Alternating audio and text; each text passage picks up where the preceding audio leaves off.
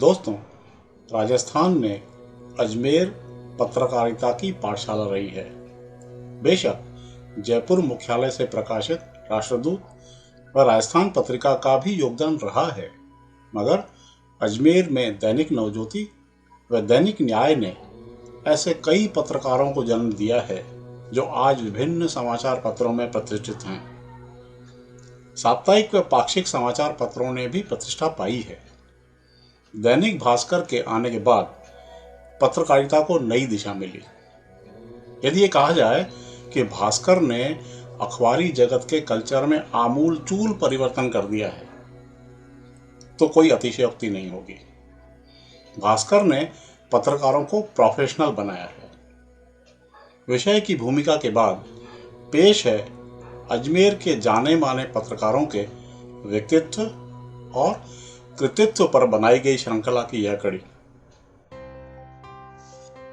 अजमेर के पत्रकार जगत में बड़े समाचार पत्रों के मालिकों व पत्रकारों की तो महत्वपूर्ण भूमिका है ही, साथ ही छोटे समाचार पत्रों के भीष्म पितामह स्वर्गीय श्री नारायणदास सिंधी के योगदान को भी नहीं भुलाया जा सकता, जिन्हें यदि अनेक समाचार पत्रों का जनक कहा जाए तो कोई अतिशयोक्ति नहीं होगी। असल में उन्होंने अनेक लोगों को समाचार पत्र शुरू करने की प्रेरणा दी। प्रेरणा ही नहीं दी, शुरू भी करवाया और उनके मुद्रण से लेकर सारी सार संभाल तक की कई समाचार पत्रों को विज्ञापनों के लिए केंद्र व राज्य सरकार से मान्यता दिलवाई। छोटे अखबारों के संचालकों को जब भी आरएनआई, डीएवीपी व डीआईपीआर से संबंधित कोई समस्या होती थी तो वे सीधे उनसे संपर्क किया करते थे। इन विभागों से संबंधित सभी जानकारियां व फॉर्म उनके कंप्यूटर में मौजूद रहते थे।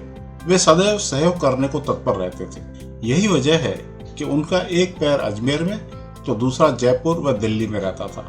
प्रसंगवश बता दें कि इस मामले में दूसरा नाम समाचार सम्राट पाक्षिक के भूतपूर्व संपादक स्वर्गीय श्री रमेश शर्मा का लिया जाता है। आजकल इस मामले में दैनिक राज्यादेश व दैनिक मरूप्रहार के संपादक श्री गोपाल सिंह लबाना का नाम शीर्ष पर है।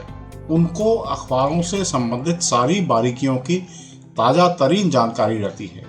वे पत्रकारों की सहायता के लिए सदैव तत्पर रहते हैं। इसी प्रकार श्री विक्रम बेदी व श्री गोविंद सिंह लवाना भी खासा दखल रखते हैं।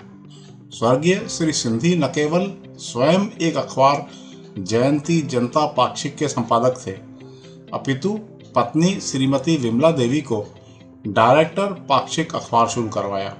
पुत्रियों को भी समाचार पत्र आरंभ करवाए।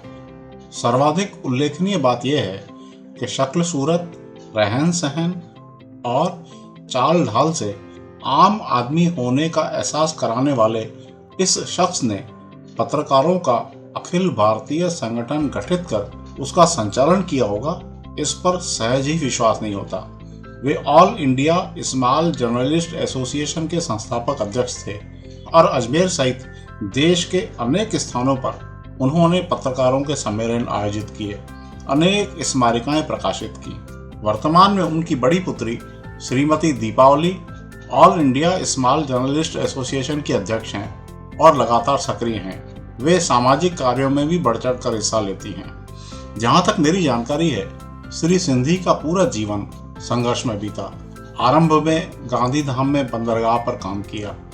कुछ समय उन्होंने माउंट आबू में ब्रह्मा कुमारी ईश्वरीय विश्वविद्यालय में ब्रह्मा कुमार के रूप में बिताया। उन्हें डाक टिकट और उपन्यास संग्रहित करने का भी शौक था। अजमेर में फिलेटेली सोसाइटी आरंभ करवाने में उनकी अहम भूमिका रही। उनका दूसरा परिचय है एक ऐसे शख्स के रूप में जिन्होंने लोकसभा और विधानसभा के अनेक चुनाव निर्दलीय रूप से लड़े, महज शौक की खातिर। शायद उनकी इच्छा थी कि सर्वाधिक चुनाव लड़कर Guinness book of world records में अपना नाम दर्ज करवाएं। उनके अतिरिक्त स्वर्गीय श्री कन्हैयालाल आजाद व श्री मुन्ना मारवाड़ी ने भी अनेक चुनाव लड़े। स्वर्गीय श्री नारायणदास सिंधी सिंधी समाज समारोह समिति के अध्यक्ष भी रहे। जीवन के आखिरी दिनों तक वे सक्रिय बने रहे। ऐसी विलक्षण शख्सियत को अजमेर नामा न्यूज़ पोर्टल यूट्यूब चैनल की ओर से भावपूर्ण श्रद्धांजलि।